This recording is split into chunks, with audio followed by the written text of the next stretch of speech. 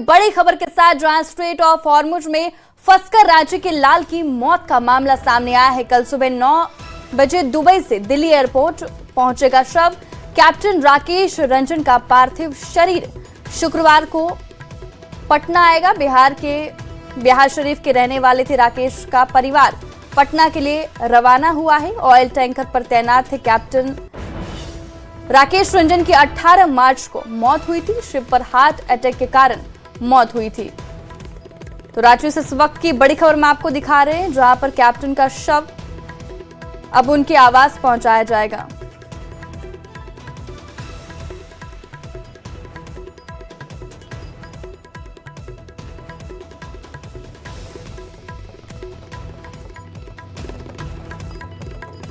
तो देखिए, राकेश की 18 मार्च को मौत हुई थी। ऑयल टैंकर पर कैप्टन तैनात थे।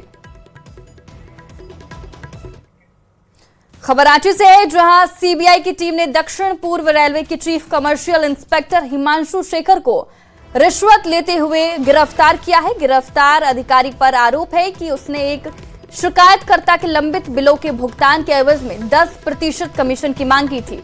इस लंबित बिलों की कुल राशि लगभग 8,70,000 रुपए बताई जा रही है।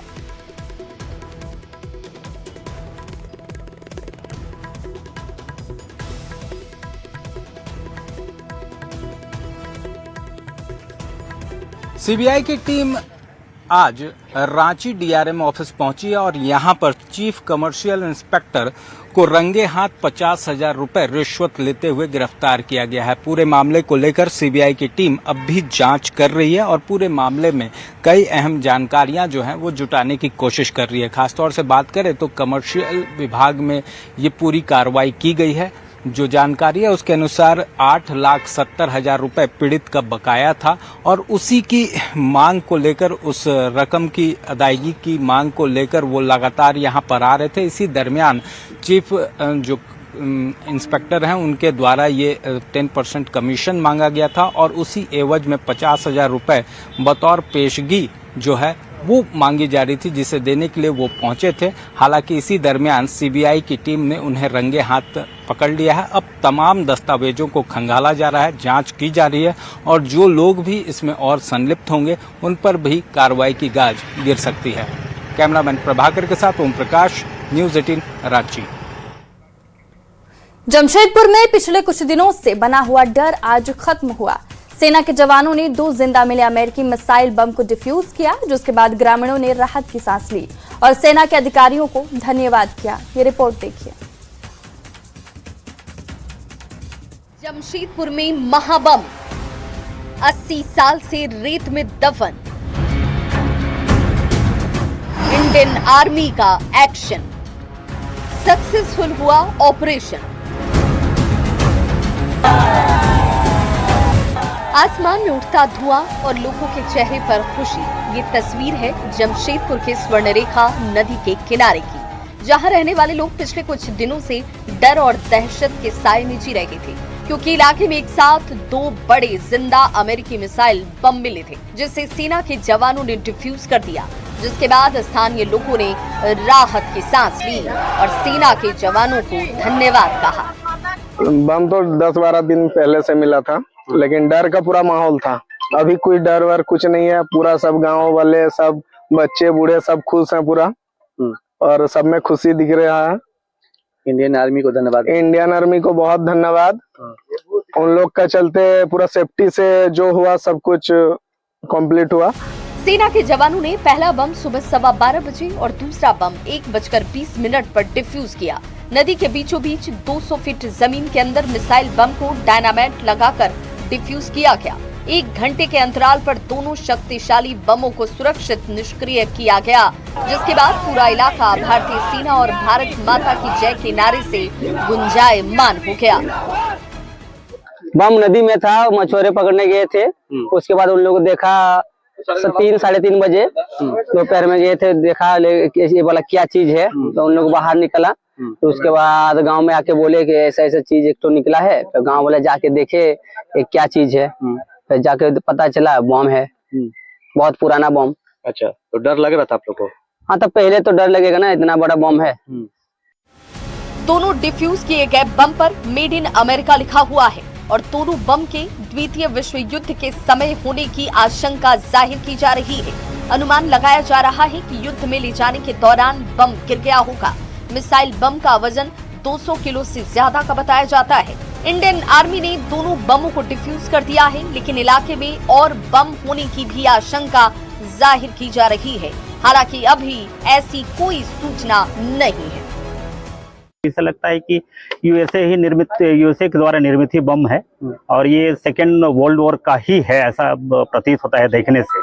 बाकी जो हमारे एक्सपर्ट हैं स्टेट के और आर्मी के, उनके द्वारा ये भी बतलाया गया कि ये यूएसए का ही निर्मित है और संभवतः ये सेकेंड वर्ल्ड वॉर में यूज किया गया हो, कहीं लाने या ले जाने के क्रम में कहीं मिसकैरेज हुआ होगा, गिर गया होगा, इसी क्रम में यहाँ पर पाया गया है। अदरवाइज ऐसा नहीं है कि इंटेंशनली कोई गिराया है यहाँ पे। फिलहाल इलाके में रहने वाले लोग खुश हैं और राहत की सांस ले रहे हैं, लेकिन बड़ा सवाल अब भी ये बना हुआ है कि आखिर इतने साल पुराना बम यहाँ आया तो आया कहां से। न्यूज़ 18 के लिए जमशेदपुर से संवाददाता आशीष तिवारी की रिपोर्ट।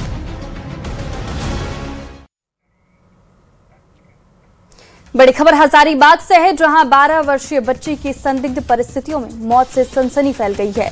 उसका शव मध्य विद्यालय के पीछे झाड़ियों में बरामद हुआ।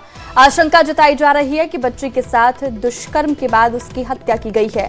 हालांकि पुलिस ने अभी इसकी आधिकारिक पुष्टि नहीं की है। परिजनों के अनुसार मृत बच्ची के साथ बर्बरता की गई है, जिस पर पुलिस गहनता से जांच भी कर रही है। परिजनों के अनुसार बच्ची मंगलवार रात मंगला जुलूस के दौरान लापता हो गई थी। देर रात तक खोजबीन के बावजूद उसका कोई सुराग नहीं मिला। पुलिस ने जांच शुरू कर दी है। फॉरेंसिक टीम और डॉग स्क्वाड की मदद से सबूत जुटाए जा रहे हैं। शव को पोस्टमार्टम के लिए भी भेज दिया गया है। एसडीपीओ ने दोषियों के खिलाफ सख्त कार्रवाई की बात कही है। जांच में अभी तक पता चला है ये बच्ची कल रात्रि मंगला जुलूस में शामिल थी और उस मंगला जुलूस समाप्त होने के बाद ये लड़की कहीं और इसको ले जाया गया और उसकी हत्या की गई है। और सर प्रथम दृष्टया हत्या का मामला बनता है और एफएसएल टीम भी साथ में जाकर सभी साक्ष्यों का तो सर्च एंड सीजर कर ली है और पोस्टमार्टम रिपोर्ट आने के बाद पूरी तरह से उद्भेदन हो पाएगा। तो देखिए, बच्ची के साथ बर्बरता का गंभीर आरोप लगाया गया है और ये खबर हम आपको हजारीबाग से दिखा रहे हैं, जहां जुलूस के दौरान एक बच्ची लापता हो गई थी, जिसका शव बरामद किया गया है। पुलिस मामले की जांच में जुटी है, लेकिन रेप के बाद हत्या का आरोप लगाया जा रहा है। बच्ची 12 साल की थी। नाबालिग के साथ रेप और उसके बाद हत्या का आरोप लग रहा है।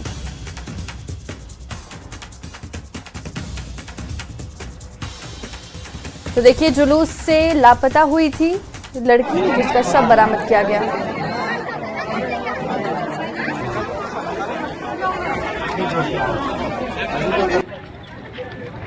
तो 12 साल की बच्ची की संदिग्ध परिस्थितियों में मौत से इलाके में सनसनी फैल गई है। उसका शव मध्य विद्यालय के पीछे झाड़ियों में बरामद हुआ। आशंका जताई जा रही है कि बच्ची के साथ दुष्कर्म के बाद उसकी हत्या कर दी गई है। हालांकि पुलिस ने अभी इसकी आधिकारिक पुष्टि नहीं की है।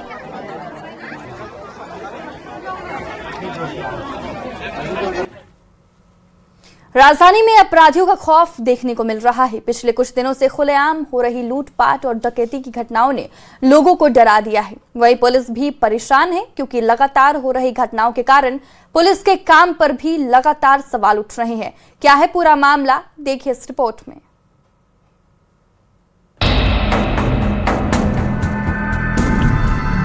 इन तस्वीरों को देखिए, कैसे खुलेआम बदमाश हथियार के बल पर लूटपाट करते नजर आ रहे हैं। तस्वीरें हैं रांची की, जहां अपराध का ग्राफ हर रोज बढ़ता दिख रहा है।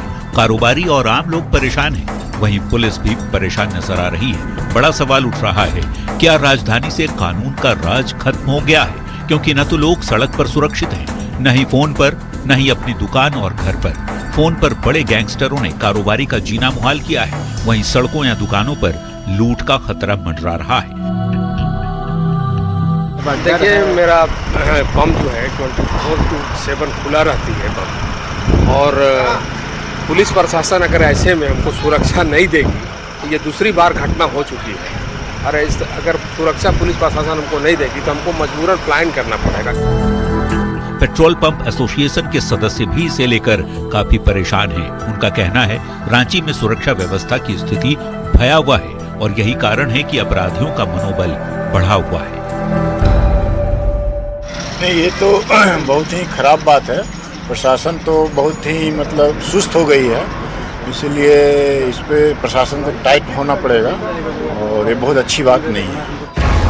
अब जरा एक नजर पिछले एक हफ्ते के लूट और डकैती आंकड़ों पर डाल भी लीजिए। 18 मार्च को डोरंडा थाना क्षेत्र में एक मार्ट में 62,000 की लूट हुई। 22 मार्च को रांची के पुदांग में 70,000 की डकैती को अंजाम दिया गया। 23 मार्च को पिछौरिया थाना क्षेत्र में बिजली के सब स्टेशन में कर्मियों को बंधक बनाकर मारपीट की गई और फिर 5 लाख के तार की लूट की। वहीं 24 मार्च को भी BITOP क्षेत्र में ड्रीम पॉइंट पेट्रोल पंप में 2,17,000 से ज्यादा का कैश बदमाश अपने साथ ले गए। वहीं 24 मार्च की देर रात टाटी सिलवे थाना क्षेत्र के SRS पार्क के पास गेल पेट्रोल पंप में 4 बाइक और स्कूटी सवार बदमाशों ने हथियार के दम पर 12,000 रुपए की लूट की। जबकि 25 मार्च सुबह 1 बजे ओरमांझी थाना क्षेत्र में मेहता बार एंड रेस्टोरेंट के पास एक गुमटी में एक स्कूटी और बाइक सवार कुल 4 अपराधी ने चाकू का डर दिखाकर 12,000 रुपए की लूट की वारदात को अंजाम दिया। ये तो बात हुई लूट और डकैती की। अब जरा कारोबारियों से रंगदारी मांगने के आंकड़ों पर भी नजर डाल लीजिए। रांची के लोअर बाजार थाना क्षेत्र में जेवर व्यवसायी से प्रिंस खान के नाम पर 10 लाख रुपए की रंगदारी मांगी गई। वहीं कांके क्षेत्र में कारोबारी को व्हाट्सएप मैसेज कर प्रिंस खान के नाम पर ही 20 लाख की रंगदारी मांगी गई। ऐसा ही एक मामला कोतवाली थाना क्षेत्र से भी सामने आया, जहां दवा कारोबारी से प्रिंस खान के नाम पर 5 करोड़ की रंगदारी मांगी गई। जांच में तो ये बात भी सामने आई कि इन घटनाओं को एक ही गिरोह अंजाम दे रहा है। लगातार हो रही इन आपराधिक घटनाओं को लेकर अब राज्य की सियासत भी गर्मा गई है। बीजेपी ने राज्य में अराजकता की स्थिति बताई तो JMM का कहना है कि पुलिस अपना काम करती है। जो गलत लोग हैं, जो चोर उचक्के लोग हैं, उनका मन इस सरकार में बढ़ा हुआ है क्योंकि उनके ऊपर कोई कार्रवाई नहीं हो रही। ऐसा लगता है कि आप अपने मन से अपने से आप अपना सुरक्षा कर सकते हैं तो कीजिए, नहीं तो इसी वातावरण में आपको जीना पड़ेगा। यह बड़ा दुर्भाग्यपूर्ण है इस झारखंड के लिए। देखिए, 1-2 घटनाओं से किसी तरह की धारणा नहीं बनानी चाहिए। मैं समझता हूं जो भी घटनाएं हुई बहुत दुर्भाग्यपूर्ण, और हमें रांची पुलिस पर पूरा भरोसा है। निश्चित रूप से उद्भेदन होगा, गिरफ्तारियां होंगी, कड़ी से कड़ी कार्रवाई होगी और इस तरह की घटनाओं की पुनरावृत्ति न हो, ये सुनिश्चित करना चाहिए रांची जिला पुलिस प्रशासन। राजधानी में लगातार हो रहा अपराध कहीं न कहीं प्रशासन के लिए चुनौती बनता जा रहा है और बड़ा सवाल ये उठ रहा है कि क्या राजधानी से खाकी का डर खत्म हो गया है? क्या राजधानी में अपराधी बेखौफ हो गए? न्यूज 18 के लिए रांची से संवाददाता ओम प्रकाश की रिपोर्ट। बड़ी खबर हजारीबाग से सामने आ रही है, जहां 12 वर्षीय बच्ची की संदिग्ध परिस्थितियों में मौत से सनसनी फैल गई है। उसका शव मध्य विद्यालय के पीछे झाड़ियों में बरामद हुआ। आशंका जताई जा रही है कि बच्ची के साथ दुष्कर्म के बाद उसकी हत्या की गई है। हालांकि पुलिस ने अभी इसकी आधिकारिक पुष्टि नहीं की है। परिजनों के अनुसार मृत बच्ची के साथ बर्बरता की गई, जिस पर पुलिस गहनता से जांच भी कर रही है। परिजनों के अनुसार बच्ची मंगलवार रात मंगला जुलूस के दौरान लापता हो गई थी। देर रात तक खोजबीन के बावजूद उसका कोई सुराग नहीं मिला। पुलिस ने जांच शुरू कर दी है। फॉरेंसिक टीम और डॉग स्क्वाड की मदद से सबूत जुटाए जा रहे हैं।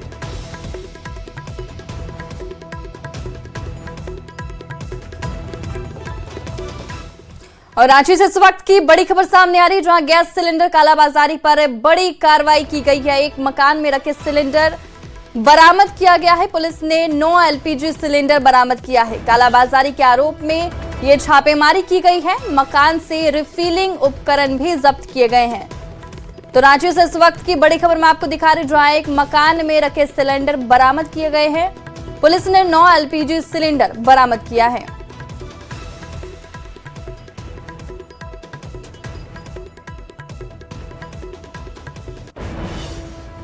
जामताड़ा साइबर थाना की पुलिस को बड़ी सफलता मिली है। देश भर में एलपीजी गैस बुकिंग के नाम पर ठगी करने वाले साइबर अपराधियों के गिरोह का खुलासा हुआ है। पुलिस ने झिलवा गांव के हिस्ट्री शीटर साइबर ठग जगदीश मंडल के घर छापेमारी कर 3 साइबर ठगों को गिरफ्तार किया है, जो उसके पास से 8 mobile phone, 8 SIM card, 1 lakh से अधिक कैश बरामद किया गया।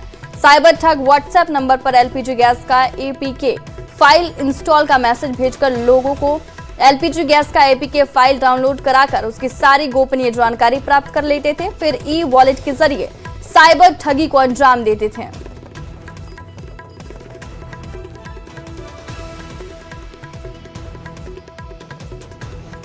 और इन लोगों के द्वारा छापामारी कर बिंदा पाथर के पगला मोड़ के निकट से 2 व्यक्ति, एक नयन मंडल और राहुल गुनाई को 3 मोबाइल के साथ गिरफ्तार किया गया।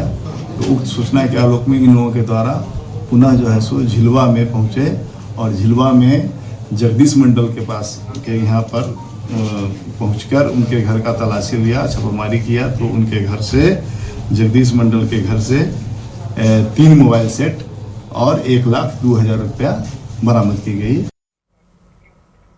गढ़वा से बड़ी खबर सामने आ रही, जहां पुलिस को बड़ी सफलता मिली है। पुलिस ने 2 अलग अलग जगहों से 3 अपराधियों को गिरफ्तार किया है और दोनों मामलों में देसी कट्टा बरामद किया है। पहला मामला गढ़वा अंतर्राज्यीय बस स्टैंड का है, जहां पप्पू खान ने अपने साथियों के साथ बस स्टैंड में फायरिंग करते हुए छत्तीसगढ़ के बस में कर्मचारी से मारपीट की थी और रंगदारी देने की बात कह रहा था और फरार हो गया था।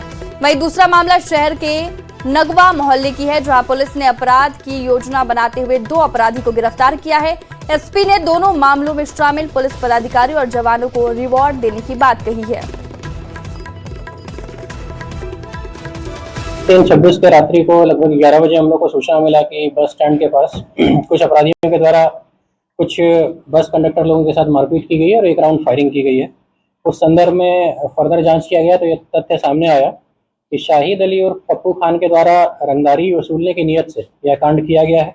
इसमें अग्रतर कार्रवाई करते हुए पप्पू खान की गिरफ्तारी की गई 24 घंटे के अंदर और उसके पास से एक कट्टा, जिंदा कारतूस, मैगजीन और एक मोटरसाइकिल बरामद किया गया है। रांची में मुख्यमंत्री आवास पर सूचना आयुक्त पदों पर नियुक्ति को लेकर चयन समिति की बैठक हुई। करीब 2.5 घंटे तक चले इस बैठक में चयन समिति के 3 सदस्य सीएम हेमंत सोरेन, नेता प्रतिपक्ष बाबूलाल मरांडी और मंत्री हफीजुल हसन शामिल हुए। बैठक के बाद नेता प्रतिपक्ष बाबूलाल मरांडी ने कहा कि सूचना आयुक्त के पद के लिए करीब 450 आवेदन आए हैं, ऐसे में इसको लेकर एक बैठक और हो सकती है। उन्होंने कहा कि इन पदों पर नियुक्ति को लेकर फैसला जल्द लिया जाएगा। देखिए, अभी चर्चा हुआ है और चर्चा चल ही रही है अभी, और हमें लगता है कि जल्दी निष्कर्ष पर आएंगे तो फिर सरकार घोषणा करेगी। कुछ नामों पर विचार हुआ होगा सर? नहीं, नामों पर ही चर्चा तो होती है ना, नाम ढेर नाम है, असल में छटना बड़ा मुश्किल है। 450 करीब नाम है। अब 450 में से थोड़ा सा छांटने में समय लगता है। धनबाद में स्मार्ट बिजली मीटर अब लोगों के लिए राहत नहीं बल्कि बड़ी परेशानी का कारण बनता जा रहा है। बुधवार को जिले के कई हिस्सों में अचानक बिजली काट दी गई, जिससे लोगों में भारी नाराजगी और आक्रोश देखने को मिला। हीरापुर इलाके में स्थित और भी गंभीर हो गई, जहां बिजली फीडर से जुड़े सैकड़ों घरों की बिजली एक साथ काट दी गई। बिजली गुल होते ही गुस्साए उपभोक्ता बड़ी संख्या में हीरापुर बिजली कार्यालय पहुंचे और जमकर हंगामा किया। लोगों का आरोप है कि बिना किसी पूर्व सूचना के पूरे इलाके की बिजली काट दी गई। एक उपभोक्ता ने बताया कि 4 महीने पहले उनके घर में स्मार्ट मीटर लगाया गया था, लेकिन अब उन्हें 1 लाख रुपए से अधिक का बिजली बिल थमा दिया गया था। कई बार शिकायत करने के बावजूद विभाग की ओर से सिर्फ टाल मटोल किया जा रहा है। बिजली बिल अनाप शनाप आया। पिछले महीने हम लोग फरवरी में 36,000 जमा किए, उसके बाद बोला कि 67,000 आपका बकाया है। बोला पहले का है, तो पहले का डाटा दिखाया है कि हाँ भाई कितना है। इस तरह मेरा ही नहीं, बहुतों आदमी का, किसी का 97,000 है, किसी का 87,000 है। बोलिए बिजली विभाग, आप ये पैसा आम आदमी पैसा कहाँ से ला के इतना देगा? देखिए अचानक मैसेज आया था, इस वजह से हम लोग टाइम पर पेमेंट नहीं कर पाए थे। ऑनलाइन हमने पेमेंट की ट्राई करी थी पेटीएम के थ्रू, लेकिन वो सक्सेसफुल नहीं हो पाया। फिर हम लोगों का अचानक लाइन काट दिया गया, सुबह से लाइन नहीं था। तो फिर मुझे पता चला कि यहाँ पर कैश जमा होगा तभी लाइन आएगा, तो हम लोग बहुत परेशान है। सर्वर बीच में चला गया था, हम लोग बहुत मतलब 2 घंटे से हम लाइन में लगे हुए हैं साथ में, जबकि हम लोग करंट मीटर के साथ देते थे, तो उसी समय अगर दिया जाता तो हम लोग क्लियर कर देते। अब अचानक से एक दिन आए, हम 5,000 जमा करके गए, उसके बाद 20,000 रुपये दिखा रहा है। हाँ, ये नहीं, हम लोग को डिजिटल मीटर लगा, जो मीटर आप पे बिल आता था वो मैं पहले जमा करता था। इनका कहना था कि डिजिटल के पहले आपका जो मीटर था उसका ड्यू बचा हुआ है। कुछ नहीं भैया, लाइन बार बार काट दे रहे हैं और बगैर कोई जानकारी का। पहले आदमी रिचार्ज कर रहा है, प्रीपेड में पैसा रह रहा है, लेकिन उसका जानकारी किसको मिलेगा? आप मोबाइल में ना कोई मैसेज भेज रहे हैं, ना कोई अपडेट आ रहा है, ना कुछ आ रहा है। अचानक से बिजली काट देते, आप ये भी नहीं मालूम पड़ता है कि बिजली विभाग से गया है कि बिजली मेरा ही कटा है। धनबाद के बिजली उपभोक्ताओं का अचानक से बिजली गुल हो गया, और जिसके बाद हीरापुर बिजली ऑफिस में लोगों की भीड़ उमड़ पड़ी है। लोग यहाँ जरूर पहुँचे हैं, लेकिन जो बिजली एसडीओ है वो अपने कार्यालय से गायब है। बताया जा रहा है कि डिजिटल मीटर जो कोई भी लगाए थे, उनकी बिजली बिल उनकी अपेक्षा से कई गुना अधिक आई है, और जिसके कारण लोगों की बिजली फिलहाल घरों से गुल हो चुकी है और लोग यहाँ पर पूरे परेशान हैं। लेकिन यहाँ पर कोई अधिकारी या कर्मी किसी भी तरीके से उपभोक्ताओं को कोई सटीक जवाब नहीं दे रहे हैं। हम आपको दिखा रहे हैं कि किस तरीके से यहाँ भीड़ पैनिक होकर पहुँच गई है, और लोग जो है तो यहाँ पर परेशान हैं, और लोग अब जो है तो यहाँ पर हंगामा भी कर रहे हैं। कई लोगों से हमने बातचीत की तो उन्होंने कहा कि किसी का 7.5 लाख रुपया बिल आ गया है, तो किसी का 43 लाख, तो किसी का जो अपेक्षा थी उससे कई गुना अधिक आ चुकी है। और ये सरकार से मांग कर रहे हैं कि सुविधा ऐसी बहाल करे जिससे लोगों को राहत मिले, नहीं तो इस तरीके के परेशानी से उन्हें बिजली कार्यालय का फिलहाल चक्कर लगाना पड़ रहा है। संजय गुप्ता, न्यूज़ 18 धनबाद।